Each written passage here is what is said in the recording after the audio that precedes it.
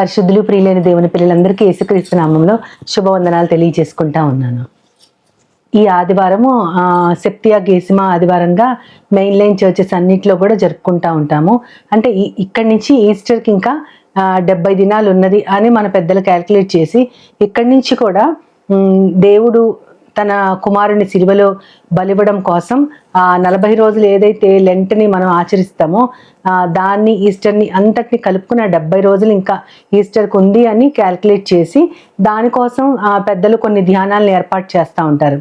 అయితే ఈ ఆదివారం మనకి ఇవ్వబడిన పాఠాలు పరమాద్భుతంగా దేవుడు మన దగ్గర నుంచి ఏం కోరుతున్నారో దాని ఫలితం ఏంటో అది మనం చేయకపోతే మనకి ఏం జరుగుతుందో ఎంతో స్పష్టంగా మనకి ఇవ్వబడినటువంటి 3 పాఠ్యాంశాలలో ఉన్నాయి. మొట్టమొదటిది మనకి చూస్తే పాత నిబంధన గ్రంథం ఇర్మియా గ్రంథంలో మొట్టమొదటి అధ్యాయంలో 4వ వచనం నుంచి 10 వచనాల దాకా మనకు ఉంది. అక్కడ ఏమని ఉంటుందంటే ఇర్మియాకి ప్రత్యక్షమైన వాక్యం అనమాట. దేవుడు ప్రత్యక్షమై ఆయన ఏమంటారంటే, గర్భములో నిన్ను రూపించబడక మునిపే నేను నిన్ను ఎంచుకొన్నాను, గర్భము నుంచి నువ్వు బయలు పడక మునిపే నేను నిన్ను ప్రతిష్ఠించుకొన్నాను, కాబట్టి నేను చెప్పిన పనిని నువ్వు చెయ్యాలి, నేను పంపిన చోటకి నువ్వు వెళ్ళాలి అని చెప్తారు. అప్పుడు ఆయన ఏమంటారంటే ఇర్మియా, అయ్యో ప్రభువా, నేను బాలుడని నేను ఇంత పని చేయలేను, చిత్తగించుము, నేను వారి మధ్యకి వెళ్ళలేను అని చెప్తారు. అంటే లేదు, నువ్వు తప్పుడు, దేవుడైన యెహోవా తన చేతిని చాపి ఆయన నోటిని ముట్టి నువ్వు ఖచ్చితంగా వాళ్ళ మధ్యకి వెళ్ళాల్సిందే, నేను చెప్పమన్న మాటలు ఎక్కడికి వెళ్ళమంటే అక్కడికి వెళ్ళాలి, నేను నీకు ఆజ్ఞాపించింది యావత్తు నువ్వు చెయ్యాలి, ఆ మాటల్ని నువ్వు చెప్పాలి అని ఆ బిడ్డకి చెప్పి నేను నిన్ను పంపిస్తున్నాను, నేను నీకు తోడుగా ఉంటాను అని దేవుడు చెప్తారు. అంతేకాకుండా అక్కడ ఆయనకు ఒక ప్రత్యేకమైన అభిషేకం మాటల ద్వారా దేవుడు ఇస్తారు. ఏంటంటే పెళ్ళగించుటకు, విరగగొట్టుటకు, నాశనము చేయుటకు, కట్టుటకు, పడద్రోయుటకు, వీటన్నిటికీ కూడా నాటుటకు నేను నిన్ను నియమించి ఉన్నాను, కాబట్టి నువ్వు వెళ్ళి ఆ జనముల మీద నేను చెప్పినట్లు నువ్వు ఆదేశించు అంటారు. ఇక్కడ మనం ఆలోచిస్తే దేవుడు అద్భుతంగా గర్భములో ఆ బిడ్డ రూపించబడక మునిపే ఎంచుకున్నారంట. నువ్వు ఎంచుకోబడ్డావని చెప్తున్నారు. దేనికంటే నిన్ను ప్రవక్తగా నేను ఎంచుకున్నాను అంటారు. అక్కడే ఉంటుంది ఆ వాక్యం, ప్రవక్తగా నేను ఎంచుకున్నాను. కాబట్టి ప్రవక్త అంటే దేవుని మాటల్ని తెలియజేసేవారు. నిన్ను ఎంచుకున్నాను, నువ్వు ఇంకా గర్భంలోంచి బయలు పడకముందే నేను నిన్ను ప్రతిష్ఠించుకున్నాను. ఇక్కడ దేవుడు ముందుగానే తన యొక్క ప్రవక్తని ఆయన ఎంచుకుని ఆయనకిచ్చిన సామర్థ్యం ఒకటి ఉంది. ఆఖరి ఆ వచనాల్లో 10వ వచనంలో పెళ్ళగించుటకు, విరగ్గొట్టుటకు, నాశనం చేయడానికి, పడద్రోయటానికి, కట్టడానికి, నాటటానికి, ఈ 6ంటికి కూడా నీకు నేను శక్తినిస్తున్నాను. అంటే అది దేవుడు అనుగ్రహించిన సామర్థ్యం. ఆయన ఒక సామర్థ్యాన్ని ప్రవక్తకిచ్చి అతని మీద ఒక ఇన్వెస్ట్మెంట్ కూడా చేస్తున్నారు. ఆ ఇన్వెస్ట్మెంట్ ఏంటంటే నేను నీకు తోడై ఉంటాను అని చెప్పారు. అదే ఇన్వెస్ట్మెంట్. దేవుడిచ్చే కెపాసిటీస్, ఆయన ఇచ్చే కేపబిలిటీస్ అన్నీ కూడా అక్కడ చెప్పి నేను నీకు తోడై ఉంటాను, కాబట్టి నేను నీకు తోడై ఉండి నేను చెప్పే మాటల్ని నువ్వు చెప్పు, నువ్వు వారికి భయపడకు అంటాడు దేవుడు. వారికి భయపడకు, వారెవరు నీ మీదకి రారు, నీకు ఏ హాని చెయ్యరు అని చెప్తారు. కాబట్టి దేవుని యొక్క సామర్థ్యం, మనుషుల యొక్క సామర్థ్యం, ఇక్కడ ప్రవక్తకి ఆ సామర్థ్యం దేవుని చేత ఇవ్వబడింది. దేవుడు కూడా తన తోడుని అతనికి ఇన్వెస్ట్మెంట్గా ఇచ్చారు. ఇక ఆ ప్రవక్తకి ఏ మాత్రము కూడా ఎదురు లేకుండా అతను ముందుకు వెళ్ళిపోవాలి దేవుని పని చేసుకుంటూ. ఇర్మియాని కూడా మనం ఎక్కువ ప్రలాపించే ప్రవక్తగా చెప్తాం. ఆయన ఏడ్చుకుంటూ మనుషుల్ని బ్రతిమలాడుకుంటూ వాళ్ళ కోసము, అంటే రాబోయే రోజుల్లో ఏ ఏ కార్యాలు జరగబోతాయో వాటన్నిటికీ సూచనగా దేవుడు అతనిని చాలా దినాలు, ఇంచుమించు 130 140 దినాలు ఒకవైపుకే తిరిగి పడుకోమంటారు. రకరకాలు అతని ద్వారా ఎన్నో సూచనలు దేవుడు వారికి తెలియజేస్తుంటారు. మీ రాబోయే కాలంలో మీకు ఇలా ఉండబోతుంది తెలియజేస్తూ ఉంటారు. ఇన్ని కార్యాలకు కూడా నేను బాలుడిని నేను చేయలేనన్నా సరే దేవుడే అతని నోరు ముట్టుకొని తన చేతితో నీకు ఈ సామర్థ్యాలు నేను ఇస్తున్నాను, ఇన్వెస్ట్మెంట్గా నా తోడును కూడా ఇస్తున్నాను, నువ్వు ఈ పని జరిగించు అని దేవుడు చెప్పారు. ఇదే మనకి యేసుక్రీస్తు వారు పరలోక రాజ్యం ఎలా ఉంది అని చెప్తూ మత్తయి సువార్త 25వ అధ్యాయంలో 14వ వచనం నుంచి 20వ వచనం దాకా 30వ వచనం దాకా అక్కడ ఒక ఉపమానాన్ని చెప్తా ఉంటారు. పరలోక రాజ్యం ఎలా ఉందంటే, ఒక మనుష్యుడు దేశాంతరమునకు వెళ్ళేటప్పుడు తన దగ్గర ఉన్నటువంటి పని వాళ్ళని పిలుస్తాడు. వారి వారి సామర్థ్యాల చొప్పున, అంటే తన దగ్గర ఉన్న పని వాళ్ళు ఎంత పని చేయగలరో, వాళ్ళకి ఎంత కెపాసిటీ ఉందో ఆ యొక్క యజమానికి తెలుసు. కాబట్టి ఆ సామర్థ్యాల చొప్పున ఒకళ్ళకి 5 తలాంతులు, ఒకళ్ళకి 2, ఒకళ్ళకి 1 ఇస్తారు. ఆయన వెళ్ళిపోయిన తర్వాత 5 తలాంతులు కలవాడు 10 చేస్తారు, 2 ఉన్నతను 4 చేస్తారు, 1 ఉన్న అతను తీసుకెళ్లి భూమిలో దాచేస్తాడు. ఆ తర్వాత యజమాని రావటం వాళ్ళని లెక్కడగానే 5 చేసిన అతను 5 ఇచ్చిన అతను 10 ఇస్తారు, 2 ఇచ్చిన అతను 4 ఇస్తారు, 1 ఇచ్చిన ఆ ఇద్దరిని కూడా దేవుడు ఒకే ఒక్క బిరుదుతో వాళ్ళని మెచ్చుకుంటాడు. ఏంటంటే, బడా నమ్మకమైన మంచి దాసుడా, నీకు ఇచ్చిన కొద్ది దానిలో నువ్వు నమ్మకంగా ఉన్నావు కాబట్టి నేను అనేకమైన వాటి మీద నేను నియమిస్తున్నాను, వెళ్ళి నీ యజమాని సంతోషంలో పాలు పంచుకో అంటాడు దేవుడు. అక్కడ యజమాని కానీ ఆ 1 తలాంతు అతన్ని పిలిచి అడిగినప్పుడు అతను ఒక మాట అంటాడు ఆ యజమానిని, నువ్వు విత్తని చోట కోసేవాడివి, అంటే విత్తనాలు వెయ్యవు కానీ నువ్వు కోయడానికి వచ్చేస్తావు, చల్లని చోట పంట కూర్చుకొని వాడివి. చల్లని చోట అంటే విత్తనాలు చల్లని చోట నువ్వు పంట కూర్చుకోవడానికి వచ్చేస్తున్నావు, పంటని నువ్వు గ్యాదర్ చేసుకోవడానికి వస్తున్నావు. నువ్వు అలాంటి వాడివి, అంటే నువ్వు మాకు ఏమి ఇవ్వవు, మాకేమి ఇవ్వకుండానే, విత్తనాలు ఇవ్వవు, ఏమి ఇవ్వవు, కానీ నువ్వు మా దగ్గర నుంచి రిజల్ట్ని ఆశిస్తున్నావు, నువ్వు అలాంటి వాడు అని తెలిసి నేను భూమిలో దాచని, ఇదిగో తీసుకొని తలాంతి ఇస్తాడు. అప్పుడు ఆ యజమాని కోపం వచ్చి సోమరివైన చెడ్డ దాసుడా అంటారు. ఇందాక వాళ్ళని మాత్రం బలా నమ్మకమైన మంచి దాసుడా అన్నారు, ఇక్కడ సోమరివైన చెడ్డ దాసుడు. ఎందుకంటే ఆ యజమానికి అతని కెపాసిటీ తెలుసు, అందుకే 1 తలాంతే ఇచ్చారు. ఆ 1 తలాంతికి మిగతా ఇద్దరిలాగా 1 తలాంతికి ఇంకొక తలాంతి ఎక్స్ట్రా చేసి ఇచ్చినట్టయితే ఇస్తాడు అని ఆశించారు కెపాసిటీని బట్టి. అందుకనే వారి వారి సామర్థ్యాలు చొప్పున వారికి ఇచ్చినటువంటి ఆ డబ్బులు. తలాంత్ అంటే 3600 రూపీస్ అని కింద ఫుట్ నోట్లో ఉంటుంది. కాబట్టి అతన్ని సోమరి అని చెడ్డ దాసుడా అని చెప్పి, నేను అలాంటి వాడిని అయితే నువ్వు ఈ 1 తలాంతుని తీసుకెళ్లి షాహుకారుల దగ్గర ఉంచాల్సింది, అప్పుడు వడ్డీతో సహా నాకు ఇచ్చేవాడు, కనీసం అది కూడా చేయలేకపోయావా అని అతనిని అంటే అతని చెరసాలకు అప్పగించేయండి, ఇతని దగ్గర ఉన్నది కూడా తీసి ఆ 10 తలాంతులు ఉన్న వారికి ఇవ్వండి అని, కలిగిన వాళ్ళకి ఇవ్వబడుతుంది, వారు సమృద్ధి చెందుతారు అంటారు. లేని వాళ్ళ దగ్గర ఉన్నది కూడా తీసేస్తారని చెప్తారు. మామూలుగా చాలా మంది ఇటీవల కాలంలో బైబిల్ని, అంటే ఇంకా మిగతా ఏ విశ్వాసాలకు చెందిన గ్రంథాలని ఎవరెత్తి చూపట్లా, యేసుక్రీస్తు వారంటేనే అందరికీ ఆయన అంటే విమర్శలకి ఆయన్ని మాత్రమే గురి చేస్తున్నారు. ఆయన మాట్లాడిన మాటలు, ఆయన చెప్పిన ఉపమానాలు, ఇది ఒక్కటి తీసుకుని ఎక్కడో చూశాను నేను, ఒక ఆయన దీని గురించి మాట్లాడుతున్నాను. ఏంటి, కలిగిన వాళ్ళకే ఇస్తాడా మీ దేవుడు, లేని వాళ్ళకి ఉన్నది కూడా తీసేసి ఆ ఉన్న వాళ్ళకి ఇస్తాడా అంటే, అక్కడ కేవలము డబ్బు అన్న మాట మీదే అతను మాట్లాడాడు. కానీ ఇక్కడ కలిగిన వాళ్ళకి ఇవ్వడము అంటే దేవుని పని పట్ల ఆసక్తి. ఆల్రెడీ వారికి ఉన్న సామర్థ్యాన్ని దేవుడు గుర్తు చేశారు, మనకి కూడా దేవుడు రకరకాల సామర్థ్యాలు ఇస్తారు. అంతేకాకుండా ఆ సామర్థ్యాలు చొప్పున మనం ఆ ఫలం చూపించినప్పుడే మనం దేవుని దగ్గర ఒక కితాబు పొందుతాము. దేవుడు ఇచ్చేది కూడా మనకి అన్ని రకాల సార్, కొంతమంది వాక్యం చెప్పగలరు, కొంతమంది బోధ చేయగలరు, ఉపదేశం చేయగలరు, ప్రవచనాలు చెప్పగలరు, అదేవిధంగా హీలింగ్ పవర్ కొంతమందికి ఉంటుంది. దేవుడు పరిశుద్ధాత్మ దేవుడు తాను ఎవరెవరికి ఏమేమి ఈదలుచుకున్నాడో ఆ కృపావరాల్ని కొంత పరిమాణం చొప్పున ఆయన ఇస్తాడని చెప్తున్నారు. ఆయన ఇష్టం అది, ఆయన ఆ సామర్థ్యం కలిగి ఉన్న వారికి ఇస్తారు. అంతేకాకుండా దానికోసం ఇన్వెస్ట్మెంట్ కూడా, ఇక్కడ యజమానిని చూస్తే మీ సొంత డబ్బులతో మీరు పనిచేసి తీసుకురండి అని చెప్పలేదు, ఇన్వెస్ట్ కూడా ఆయనే చేశారు. 5 తలాంతులు, 2 తలాంతులు, 1 తలాంతు వాళ్ళకి ఇన్వెస్ట్ చేసింది యజమాని, వాళ్ళకున్నది సామర్థ్యం. కానీ ఇందాక చెప్పిన ప్రవక్త విషయంలో అయితే దేవుడు సామర్థ్యాన్ని ఆయనే ఇచ్చాడు, ఇన్వెస్ట్మెంట్ తన తోడు అని ఇన్వెస్ట్మెంట్ని కూడా ఆయనే ఇచ్చారు. అంటే అక్కడ ప్రవక్త కాబట్టి ఆయనకి ప్రత్యేకంగా దేవుడు ఎంచుకున్నారు కాబట్టి అక్కడ ప్రజలకి ఆ ప్రవక్త యొక్క మాటలు నడిపింపు అవసరం కాబట్టి, హెచ్చరికలు అవసరం కాబట్టి దేవుడు ఆ రీతిగా సామర్థ్యాన్ని ఇచ్చాడు, ఇన్వెస్ట్మెంట్ ఇచ్చారు. ఇక్కడైతే సామర్థ్యం చొప్పున వారికి ఇన్వెస్ట్ చేసిన యజమాని ఆ ఇన్వెస్ట్మెంట్ వల్ల వచ్చేటటువంటి ఫలితాన్ని కోరుకుంటాడని కూడా ఆలోచించకుండా చెడ్డగా ఆలోచించాడు యజమాని గురించి.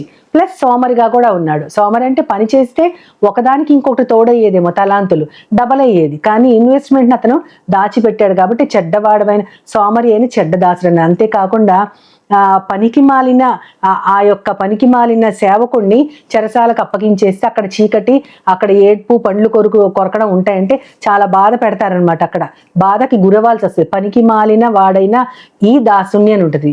అది కొంచెం కష్టతరంగా అనిపిస్తుంది నాకు ఎప్పుడు చదివినా. ఎందుకంటే యేసుక్రీస్తు వారు స్వయంగా నీ సహోదరుని వ్యర్థుడా అనొద్దు అని అంటారు. ఇక్కడ మరి వ్యర్థుడా అంటే పనికి మాలిన వాడా అంటే రెండు ఒకటే కదా. కానీ అక్కడ యజమానే విత్తనాలను ఇచ్చారు వాళ్ళకి. ఒక తలాంత్ అనే విత్తనాన్ని ఇచ్చాడు. ఆయనే ఇచ్చిన దాన్ని అతను వేస్ట్ చేశాడు కాబట్టి ఆ పనికి అతను పనికి రాడు. కాబట్టి అతని మీద ఉన్న నమ్మకాన్ని అతను వమ్ము చేసుకున్నాడు. వాళ్ళకున్న సామర్థ్యాన్ని గుర్తించి ఇచ్చినా సరే అతను మాత్రం యజమానిని తక్కువ అంచనా వేసి ఆ యజమానికి లేనిపోయిన గుణాలు అంటగట్టాడు. అది దేనికి సాదృశ్యంగా ఉందంటే పరలోక రాజ్యం దానికి పోల్చబడింది. అంటే మనము దేవుని దగ్గరికి వెళ్ళినప్పుడు ఆయన లెక్క అడుగుతారు. మనకిచ్చినటువంటి ప్రతి పైసా కానీ, ప్రతి తలాంతు కానీ, మనకిచ్చిన టాలెంట్స్ కానీ, మనకిచ్చిన అన్నిటిని ఆయన లెక్క అడుగుతాడు. పలానా రోజు వ్యర్థంగా ఎందుకు మాట్లాడావు, లేదా పలానా రోజు ఎక్కువగా ఎందుకు మాట్లాడావు, ఎందుకు హర్ట్ చేసావు, ఇవన్నీ కూడా దేవుడు లెక్క అడిగినప్పుడు మనం చెప్పాల్సి ఉంటుంది. అది మన దృష్టిలో ఉంటే ఈ రోజు ఉంటే మనం ఇతరుల్ని బాధ పెట్టకుండా దేవుడు మనకిచ్చిన వాటిలన్నిటినీ మనము డబల్ ఫోల్డ్ చేసుకుంటూ దేవుడిని సంతోష పెట్టగలిగే వారంగా ఈ లోకంలో ఉంటాం. కేవలం మన డబ్బుని ఇన్వెస్ట్ చేసి పదింతలుగా సంపాదించడం, లేదంటే మనకున్న పొలాల స్థలాల్ని ఎక్కువ చేసుకోవటం, మనకున్న బిడ్డల పేరు మీద వాటిని రాసుకోవటం, ఇవి కాదు దేవుడు ఆశించింది. ఆయన ఒక పని మీద మనల్ని ఈ లోకంలో పెట్టారు.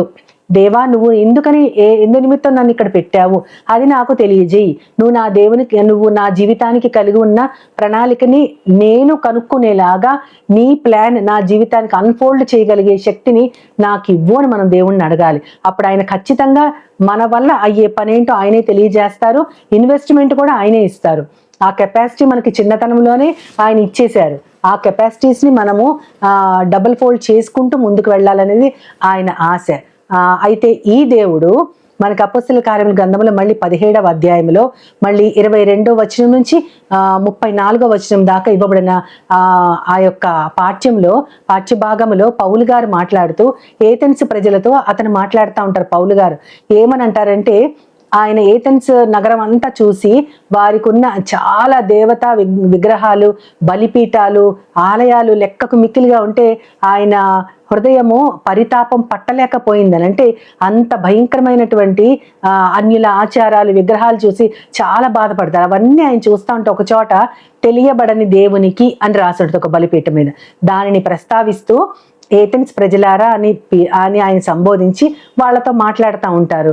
ఏమని అంటారంటే, మీకు అతి దేవతా భక్తి ఉందని నేను మిమ్మల్ని గురించి గమనించాను. నేను సంచరిస్తా ఉన్నప్పుడు ఒక చోట తెలియబడిన దేవునికి అని ఒక బలిపీఠం మీద రాసుంది. దాని గురించి నేను మాట్లాడదలుచుకున్నానని అప్పుడు దేవుని యొక్క లక్షణాలను చెప్తారు. ఆయన భూమికి ఆకాశానికి ప్రభువు. దేవుడు అనేవాడు భూమికి ఆకాశానికి ప్రభువు. ఆయన అందరికీ జీవమును, ఊపిరిని, సమస్తాన్ని దయచేసేవాడు. అవే ఆయన మనకిచ్చిన ఇన్వెస్ట్మెంట్ అన్నమాట. జీవాన్ని, ఊపిరిని, సమస్తాన్ని దయచేసిన దేవుడు హస్తకృతమైన ఆలయాలలో నివసించాడు. అంటే మీరు చాలా రకాల ఆలయాలు కట్టారు, కానీ అందులో నిజదేవుడు ఉండడు. ఆయనకి ఏదో కొదువున్నట్టు మన చేతులతో సేవించబడాలని కోరుకోడు. ఎందుకంటే ఆయన అన్నిటికీ అధికారి. ముందే చెప్పేశారు, భూమికి ఆకాశానికి ఆయనే ప్రభువు అని చెప్తూ ఆయన భూమి అందంతటా కూడా ఒక్క మనుషుని ద్వారా అనేక మంది జాతుల్ని ఆయన పుట్టించి ఎవరైనా నన్ను వెదకి తడవలాడి కనుక్కుంటారేమో అని మనుష్యులకి నన్ను వెతికే నిర్ణయ కాలాన్ని ఇచ్చారంట. దేవుణ్ణి వెతికే నిర్ణయ కాలాన్ని ఆయన నిశ్చయించారు. అంతేకాకుండా పొలిమేరలను కూడా వారికి నిర్ణయించారు. అంటే మనకి రకరకాల కాంటినెంట్స్, కంట్రీస్, సబ్ కాంటినెంట్స్ ఉంటాయి. ఎవరి పొలిమేర వారిదే. కానీ ప్రతి వారికి తన్ను తాను ప్రత్యక్షపరుచుకునే దేవుడు ఆయన వెతికి కనుక్కునేటటువంటి నిర్ణయ కాలం కూడా ఆయనే డిసైడ్ చేశారు. ఎందుకంటే ఆయనని వెతికి కనుక్కోవాలన్నది ఆయన ఆశ. ఆయన మనలో ఏ మనిషికి కూడా దూరంగా ఉండేవాడు కాదు అని ఉంటుంది అక్కడ. అది ఆయన తోడు. ఇందాక మన ప్రవక్త గారికి ఆయన ఎలాగా నేను నీకు తోడై ఉంటాను, నువ్వు ముందుకు వెళ్ళని ఆయన చెప్పాడు. కాబట్టి ఇక్కడ చూస్తే ఇక్కడ కూడా ఆయన తోడు మనకి ఇస్తానంటున్నారు. ఏ మనిషికి ఆయన దూరముగా ఉండడు. జీవమును, ఊపిరిని, సమస్తాన్ని దయచేసిన దేవుడు. అంతేకాకుండా మీలో కొంతమంది ఆయన మన తండ్రి, మనం ఆయన సంతానం అని చెప్తున్నారు కదా. మనం ఆయన సంతానం అయినప్పుడు మనం చమత్కార కల్పనల ద్వారా మలిచినటువంటి బంగారపు విగ్రహము కానీ, వెండి విగ్రహము కానీ, రాతి విగ్రహము, ఇవేవి కూడా ఆయన రూపాలు కాదు. ఎందుకంటే ఆయన మహిమ అందులో లేదు. ఆ అజ్ఞాన కాలం అంటే మీరు ఇదివరకు బంగారు విగ్రహాన్ని, వెండి విగ్రహాన్ని, రాతి విగ్రహాన్ని మీ సొంత చేతులతో మలుచుకొని అందులో ఎంతో స్కిల్ఫుల్గా ఆ పనితనాన్ని చూపిస్తూ వాటిల్ని పూజించారు. కానీ దేవుని మహిమ అందులోంచి బయలుపరచబడదు.